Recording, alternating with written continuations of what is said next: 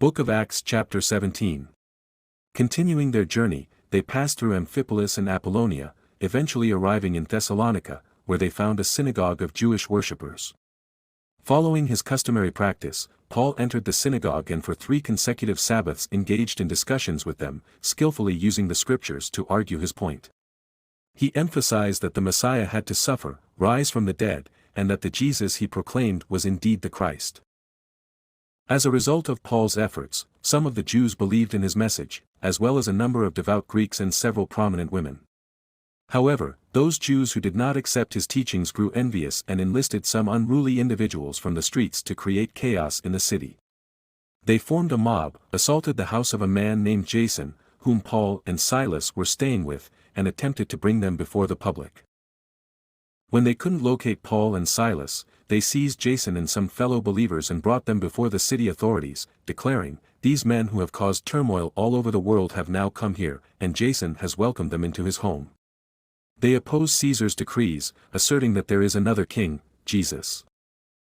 Their accusations caused unrest among the people and the city officials, and after obtaining security from Jason and the others, they released them.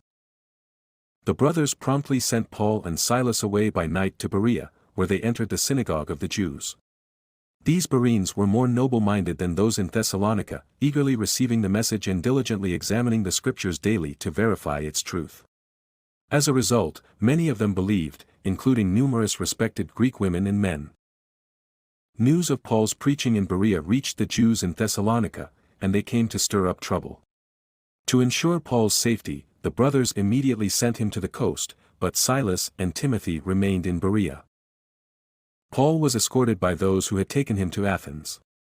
He instructed them to have Silas and Timothy join him as soon as possible. While waiting for them in Athens, Paul was deeply troubled by the widespread idolatry he witnessed in the city. As a response, he engaged in discussions within the synagogue with the Jews and devout individuals and also debated daily in the marketplace with anyone who would listen. Some Epicurean and Stoic philosophers encountered him, and others remarked, "What is this babbler trying to say?" and, "He seems to be proclaiming foreign deities," because he was preaching about Jesus and the resurrection. They took Paul to the Areopagus and asked, "May we know what this new teaching is that you are presenting?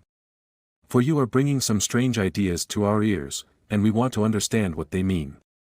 Now all the Athenians and foreigners residing there spent their time in nothing else but telling or hearing something new.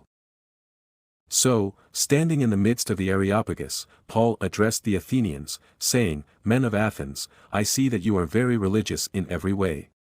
For as I was passing by and observing your objects of worship, I even found an altar with this inscription, 'To the unknown God.' Therefore, what you worship in ignorance, I now proclaim to you. The God who made the world and everything in it, being the Lord of heaven and earth, does not dwell in temples made by human hands, nor is he served by human hands, as if he needed anything, because he himself gives life and breath and all things to everyone. From one man he created every nation of humanity to live on the face of the earth, determining their appointed times and the boundaries of their lands. God intended that they would seek him and perhaps reach out for him and find him, though he is not far from each one of us. For in him we live and move and exist, as even some of your own poets have said, for we are also his offspring. Therefore, since we are God's offspring, we should not think that the divine nature is like gold or silver or stone, an image fashioned by human skill and imagination. Although God overlooked the times of ignorance, he now commands all people everywhere to repent, because he has set a day on which he is going to judge the world in righteousness by the man he has appointed.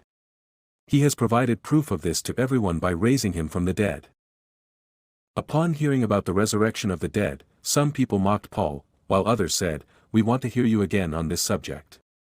So Paul left their presence.